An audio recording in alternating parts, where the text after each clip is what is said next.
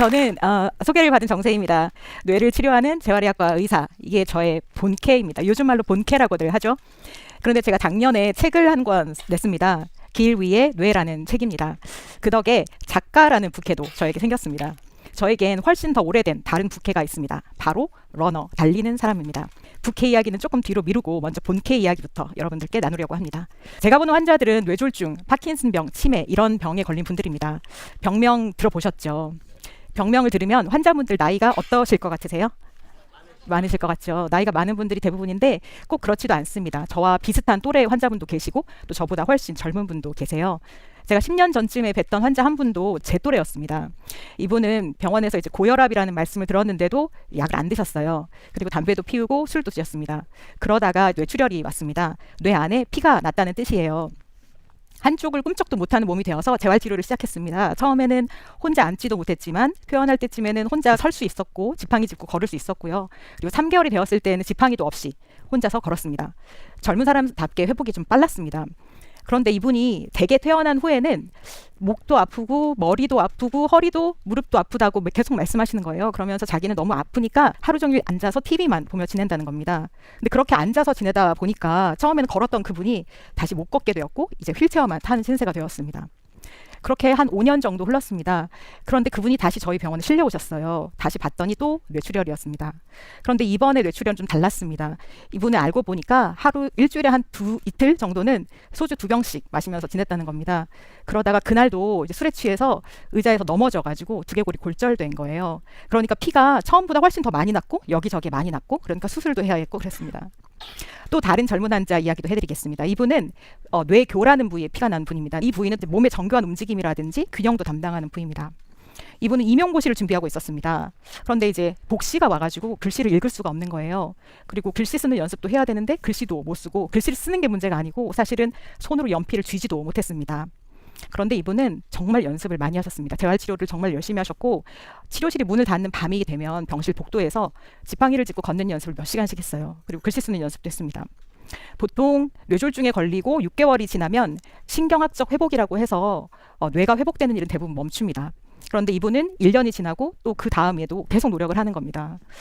한 발병 후 2년쯤 되었습니다. 이분 임용고시를 보았고 합격해서 지금까지도 교사로 근무하고 계십니다.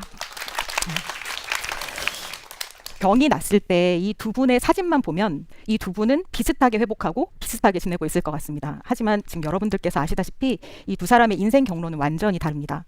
한 사람은 학생들을 훌륭하게 키우고 있고 또 한 사람은 하루 종일 누워가지고 가족의 수발을 받아요. 이런 차이는 병에 걸린 다음에 노력을 한 사람과 그렇지 않았던 사람의 차이입니다. 그런데 왜 노력을 해야 할까요? 노력도 안 하고 그냥 좋아지면 참 편하고 좋을 것 같은데 말이죠. 뇌는 시시때때로 변합니다. 그걸 가리켜서 뇌 가소성이라고 부르죠. 뇌는 그냥 공짜로 아니면 뭐 좋은 거 먹는다고 절대 바뀌지 않습니다. 우리가 하는 모든 일, 뭐 저처럼 지금 말하고 여러분들처럼 듣고 또 감정을 느끼고 자고 먹고 그다음에 움직이고 이런 모든 일은 뇌를 거치지 않고서는 일어날 수가 없습니다. 그러니까 무릎은 인공관절로 바꿔도 그 사람이 그 사람이지만 뇌가 바뀌면 완전히 딴 사람이 됩니다. 그러니까 뇌에 병이 생긴다는 말은 단순한 기능 저하의 문제가 아니라 인격이나 인간으로서의 존엄성에도 심각한 영향을 미칩니다. 그런데 만약에 나이가 들어서 치매를 진단받은 사람이 있다고 합시다. 그러면 그 사람이 그때부터 자기 뇌를 살릴 노력을 할 수 있을까요? 치매 진단을 받았는데 하긴 어렵겠죠. 그래서 제 환자 중에서도 실제로도 노력을 하는 분이 계시지만 사실 포기하는 분이 더 많았습니다.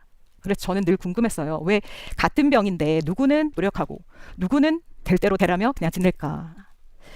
재활의학과는요, 환자의 개인사를 꼬치꼬치 캐묻습니다. 되게 특이하죠. 근데 왜 그러냐면 재활의학과가 하는 일이 이 사람이 아프기 전, 병에 걸리기 전 삶으로 최대한 돌아가게 만드는 것이기 때문입니다. 그러니까 당신은 아프기 전에는 어떻게 살았습니까? 혹은 지금은 어떻게 살고 있습니까? 계속 물어보고 지켜봐야 됩니다. 병에 걸렸을 때 이 병을 이겨낼지 혹은 병에 무너질지는 아프기 전 삶이 결정하더란 겁니다. 그러니까 앞에 두 분처럼 똑같은 병에 걸리고도 이후에 완전히 다른 삶을 살게 되는 거고요. 이건 제 환자들만의 이야기가 아닙니다.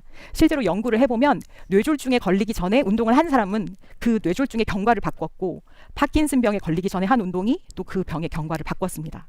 그래서 실제로도 뇌졸중에 걸린 우리나라 사람 20만 명을 추적 관찰해 보니까 운동을 안 했던 사람은 운동을 했던 사람보다 치매에 훨씬 더 많이 걸렸습니다.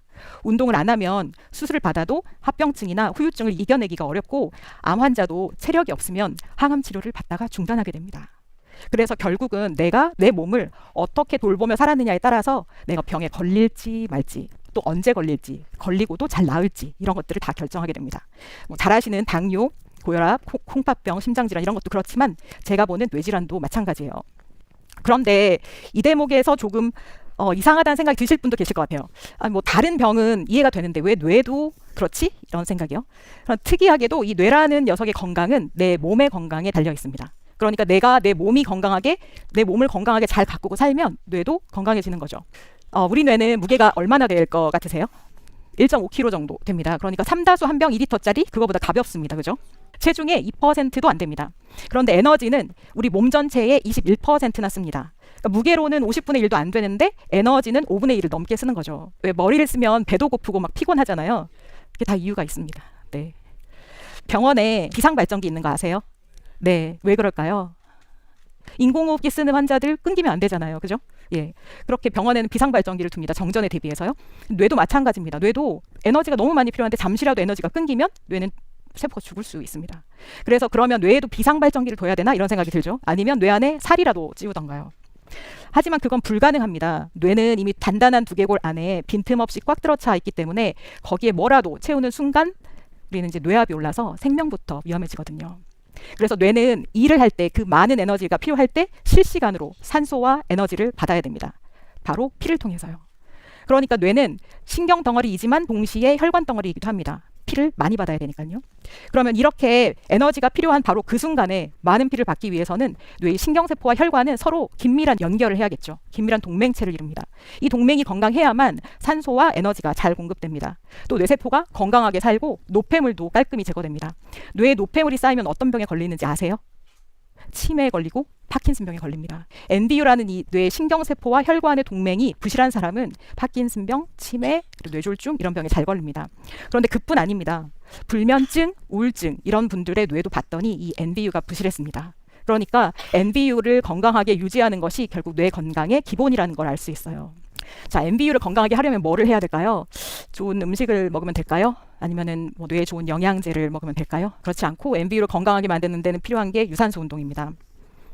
예, 유산소 운동은 우리가 보통 어떤 운동이라고 알고 있죠? 심장을 단련하고 폐를 단련하고 이런 운동을 알고 있습니다. 이상하다. 어떻게 유산소 운동이 뇌를 건강하게 만들까? 유산소 운동이 하는 일은 심장과 폐에 그치지 않습니다. 심장과 폐는 물론이고요. 혈관, 근육, 자율신경계, 면역, 에너지 대사 시스템까지도 모두 건강하게 만드는 것이 바로 유산소 운동입니다. 최근에 모럴팩이라는 대규모 연구가 있습니다. 이 연구에서는 운동, 특히 유산소 운동이 우리 몸의 모든 조직을 변화시킨다는 결과를 밝혔는데요. 특히 재미있는 것은 운동에 참여하지도 않는, 운동과 상관도 없는 조직이 다 바뀐다는 사실입니다. 그리고 그 운동의 덕을 가장 많이 보는 장기 중에 하나가 바로 뇌입니다. 운동을 하면 뇌세포가 건강해지고 일도 더 잘해요. 새로운 뇌세포도 더 많이 생기고 세포와 세포 사이에 연결망이 있는데 이 연결망도 촘촘해지고 건강해집니다. 뇌 안에 미세혈관도 더 많아지고 에너지 대사도 좋아져요. 앞서 말한 대로 뇌는 살이 찔 수 없다고 말씀드렸잖아요. 그러니까 우리는 평생에 걸쳐서 이 NBU라는 동맹을 건강하게 지켜야 하는 의무가 있는지도 모릅니다. 자, 그러면 이제 유산소 운동을 해야 된다는 것까지는 알았습니다. 근데 그 유산소 운동 중에 어떤 걸 해야 할까요? 앞에서 말한 여러 가지 좋은 효과는 심폐체력이라는 게 좋아져야 얻을 수가 있습니다. 심폐체력을 키워주는 운동은 심장과 폐를 단련하는 운동이 되겠죠. 그러려면 숨이 차고 심장이 두근거리는 운동이 되어야 합니다. 심장과 폐가 충분히 힘들게 일하게끔 운동 강도가 충분히 높아야 한다는 말이에요. 많은 분들이 걷기만 해도 건강해지겠지라고 생각합니다. 스마트워치나 휴대폰 앱으로 매일 걸음수를 체크하고 그날 10,000보를 넘기면 굉장히 뿌듯해하죠. 그런데 걷기만 해도 과연 건강해질까요? 걷기는 대표적인 저강도 운동입니다. 그래서 걷기만 해서는 심장과 폐 또 근육에 일을 충분히 시킬 수가 없어요. 그러니 걷기로는 그 중요하다는 심폐체력이 절대 좋아지지 않습니다. 또 걷기만 하면 우리 소중한 근육은 오히려 빠집니다. 한 연구에서 3개월에서 6개월 동안 걷기만 한 사람들의 전신 MRI를 찍어봤어요. 그랬더니 전신 근육량이 평균 300g이 줄었습니다. 몸에 중요한, 특히 건강에 중요하다고 우리가 알고 있는 코어나 허벅지, 엉덩이 근육은 걸을 땐 거의 쓰이지 않아요. 여러분 어떠신가요? 믿는 도끼가 아니라 믿는 걷기에 발등 찍히셨죠? 의사로 일한 지가 아까 이제 소개해 주셨지만 올해로 25년째입니다. 저는 2003년에 달리기를 시작했고 풀코스는 2005년에 처음 나갔습니다. 그래서 달린 지도 벌써 20년이 넘었습니다. 저는 그래서 늘 머리로는 뇌를 생각하고 몸으로는 달리는 그런 사람으로 20년 넘게 살았던 거죠. 많은 사람들이 그러는 것처럼 저도 몸의 건강을 위해서 달리기를 시작했어요. 그리고 그 기대는 틀리지 않았습니다. 지금 저는 웬만한 사람들보다 체력이 더 좋고 잘 안 지쳐요. 제가 25년 근무했다고 했잖아요. 그동안 아파서 병가를 쓴 적은 단 하루도 없었습니다. 코로나에도 걸리지 않았고요. 그런데 달리기의 진짜 힘은 제가 기대도 안 한 엉뚱한 곳에서 나오기 시작했습니다. 저는 사실 좀 많이 예민하고 꼼꼼하고요. 크면서 칭찬을 들어본 적도 거의 없어서 성인이 된 다음에도 좀 주눅도 많이 들고 항상 나는 참 부족한 존재구나 라는 생각을 하면서 살던 사람이었습니다. 그랬던 제가 달리면서 자신감도 그다음에 자존감도 많이 자랐습니다. 이렇게 달리기로 단단해진 두 다리로 이렇게 힘있게 딱 서면 든든한 뭔가가 느껴졌어요. 그래서 저는 생각하기에 달린다는 건 몸만이 아니라 마음까지 단단하게 해주는 일이란 걸 알았습니다. 달리기가 제게 준 변화, 탐나지 않으십니까? 우리는 건강검진을 앞두고 바짝 조입니다. 며칠간 다이어트도 하고 몇 주간 금주도 하고요. 그런데 그렇게 해서 받은 정상이라는 결과는 이런 거 아닐까 싶어요. 휴대폰 앱에 내 사진. 나 좀 괜찮은데? 아직 괜찮은데 싶잖아요. 하지만 진짜 얼굴은 다 따로 있습니다. 그렇죠? 위기에 닥쳤을 때 다시 일어설 수 있는 힘은 그런 벼락치기로 되지 않습니다. 이 힘은 내가 건강할 때부터 아주 오랜 시간에 걸쳐서 차곡차곡 쌓아두었을 때 나옵니다. 체력도 정신력도 삶의 태도도 그렇습니다. 우리에게 운동 저축이 필요한 이유입니다. 운동은 누구에게나 하기 싫고 힘들고 어렵습니다. 20년 넘게 달려온 저지만 겨울이면 꽤 자주 오늘은 찔까 싶거든요. 그래서 운동은 아무 생각 없이 그냥 하는 것이 되어야 합니다. 세수나 양치질처럼요. 운동이 루틴이 되면 관성이 생겨서 하기 훨씬 쉬워집니다. 혹시 오늘 여기 오신 분들 중에서 직장에 불난 적 있어요? 좀처럼 경험하기 이런 힘든 일이 저한테는 있었어요. 지금으로부터 15년 전 저희 병원이 대대적인 리모델링 공사를 할 때였습니다. 용접 작업을 하다가 불똥이 튀어서 건물에 불이 붙었어요. 불길은 순식간에 번져서 저희 병동으로도 검은 연기가 들이치기 시작했습니다. 모든 환자를 재빨리 대피시켜야 했죠. 대부분 거동이 어려운 재활의학과 환자 중에서 조금이라도 걸을 수 있는 분은 부축을 해서 전혀 못 걸으시는 분들은 들것에 태워서 계단으로 날랐습니다. 그런데 그때 저희는 믿기 힘든 장면을 목격해요. 할머니 환자 한 분이 혼자서 계단을 마구 내려가시는 거예요. 그럴 수도 있잖아요. 근데 그분은 사실 전날까지만 해도 재활치료실에서 혼자 서지도 못하던 분이었습니다. 우리는 어쩌면 우리의 잠재력을 모르고 있는지도 몰라요. 내가 스스로가 정한 한계에 갇혀서 나는 못해, 나는 안 돼 이런 핑계만 대고 있는지도 모릅니다.